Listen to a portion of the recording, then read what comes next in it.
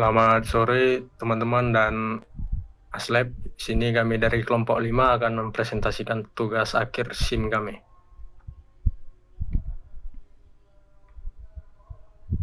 Pertama ada latar belakang dan tujuan. Untuk poin kuncinya, industri e-commerce sangat kompetitif. Pertumbuhan bisnis bergantung pada keputusan yang didasarkan oleh data driven decision, memahami produk mana yang juara dan mana yang kurang performa adalah kunci untuk optimalisasi profit dan stok. Lalu ada tujuan proyek. Yang pertama membersihkan dan menyiapkan, yang mengartikan mengelola data mentah menjadi dataset yang bersih dan terpercaya. Yang kedua, menemukan wawasan, yang mengartikan bahwa menggali pola tersembunyi terkait profitabilitas, siklus penjualan, dan performa merek. Lalu yang terakhir ada membangun solusi, yang berarti membuat dashboard interaktif dengan Streamlit sebagai alat bantu pengambil keputusan. Lalu ada data dan alat yang kami gunakan. Untuk dataset, kami ngambil sumber dari Looker e-commerce BigQuery dataset atau Kaggle dengan ukuran kurang lebih 490.000 baris dan 12 kolom. Lalu untuk informasi kunci kami berisi data transaksi, detail produk, kategori, merek, harga, dan data waktu. Untuk tools dan workflow-nya, bahasa dan libraries, kami menggunakan Python yang ada Pandas, Plotly, Express, dan Streamlit. Lalu untuk lingkungan kerja kami menggunakan Google Colab untuk analisis dan VS Code untuk development. Lalu terdapat alur kerja yaitu data loading, yang kedua data wrangling atau cleaning, yang ketiga ada exploratory data analysis atau EDA, yang terakhir ada dashboard development. Lalu ada data wrangling, menangani data hilang dengan mengisi data produk brand dengan modus, membiarkan sold ad kosong karena ini adalah informasi atau produk belum terjual. Lalu memperbaiki tipe data dengan mengubah kolom tanggal menjadi date time untuk analisis waktu dan kolom ID menjadi objek untuk mencegah kesalahan kalkulasi. Lalu kami menghapus duplikat dengan pengecekan yang dilakukan dan hasilnya tidak ditemukan data duplikat. Pertanyaan pertama kami adalah di mana uangnya? Analisis ini menunjukkan bahwa kategori outbox secara signifikan menjadi penyumbang profit terbesar, diikuti oleh jeans dan sweaters sebagai kontributor kedua dan ketiga. Untuk implikasi, fokus pada kategori-kategori ini adalah strategi yang paling mungkin meningkatkan profit. Next. Selanjutnya pertanyaan kami, apakah produk yang profitable juga paling cepat laku? Jawabannya tidak selalu. Kategori clothing sets ternyata memiliki perputaran cepat. Meskipun tidak masuk 10 besar paling profit. Untuk implikasi ini menunjukkannya dua tipe produk, high margin, untung besar, jual lebih lama, dan fast moving, untung kecil, jual lebih cepat. Untuk insight ketiga, merek yang paling laris atau paling banyak terjual ternyata nggak masuk ke dalam 10 merek paling profitable. Implikasinya ini membuktikan adanya dua strategi bisnis yang berbeda. Strategi volume atau menjual banyak tapi untungnya tipis, dan strategi value atau menjual lebih dikit tapi untungnya tebal. Terus yang keempat, kami melihat gambaran besarnya, yaitu grafik tren penjualan. Penjualan ini menunjukkan bisnis ini enggak statis, melainkan sedang dalam fase pertumbuhan yang lumayan pesat. Terutama untuk tahun 2023, tahun 2023 sampai akhir tahun 2023 sampai bulan Desember itu meningkat, dan di bulan Desember sampai menuju Januari 2024 itu menurun pesat. Sebelum kami masuk ke dashboard, kami akan menunjukkan kode kami dari Google Colab dari awal, yaitu mengupload datasetnya. Setelah berhasil diupload, kami akan memuat datasetnya, load datasetnya, dan coba print 5 baris pertama dari datasetnya. Dan di sini terlihat beberapa yang kosong. Kami juga menampilkan ringkasan jumlah data yang hilang atau missing values. Di sini ada lebih dari 300.000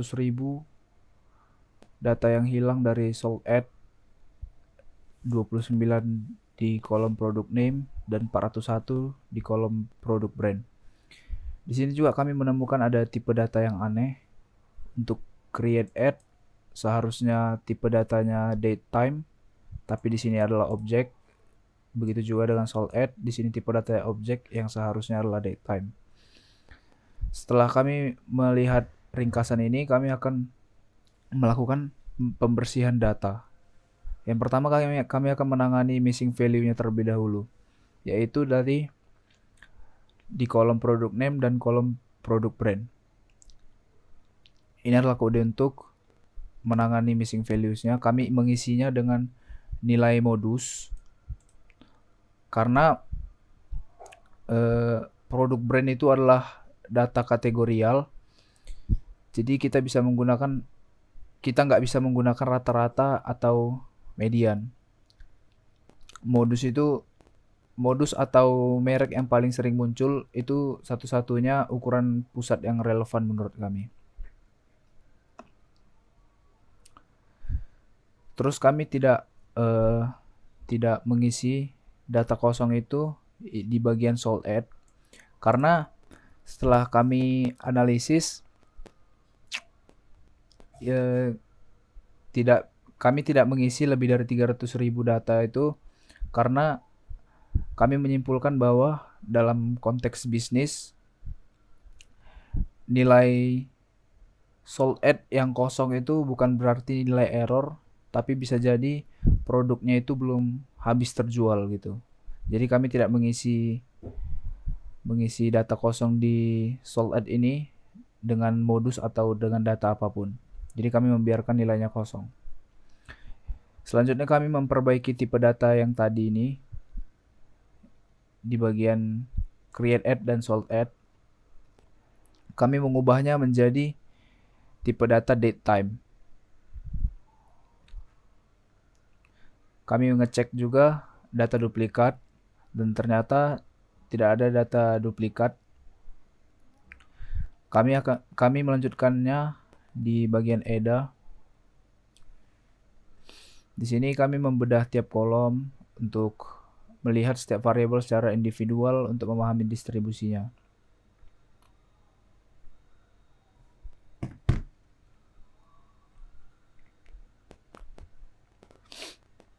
Di sini ada top 10 kategori teratas untuk produk kategori, dan top satunya adalah Intimates, dan ada top 10 kategori teratas produk brand, dan yang memegang top satunya adalah Allegra Key.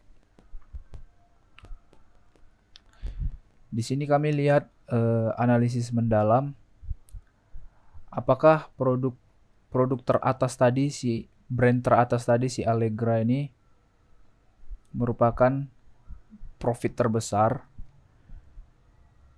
Dan ternyata si Allegra Key itu tidak menduduki 10 kategori produk paling menguntungkan.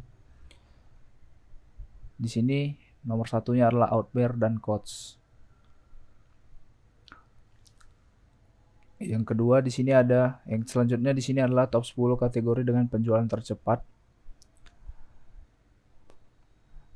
Penjualan paling menguntungkan itu belum berarti penjualan yang tercepat. Di sini penjualan yang paling cepat adalah si clothing sets. Dan outwear dan coach yang paling menguntungkan tadi berada di posisi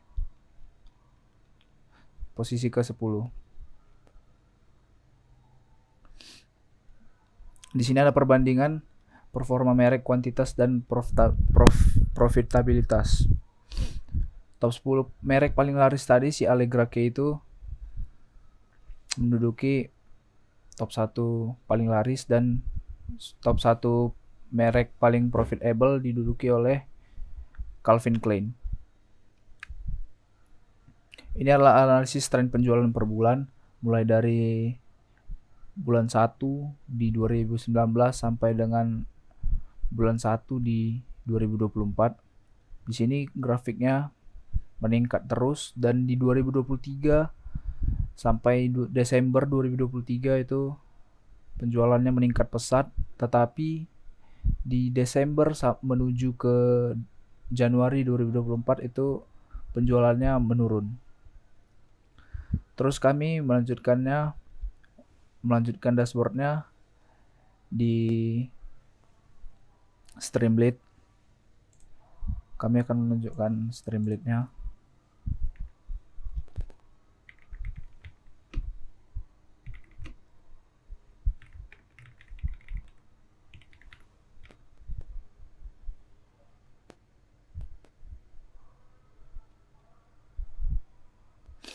Ini adalah dashboard dari hasil proyek kami. Di sini kami membuat ringkasan bisnis keseluruhannya, yaitu total profit atau pendapatan sekitar 940.700 US dollar, dan total penjualan produk kami sampai 27.078 dengan rata-rata hari penjualan itu 29,5 hari.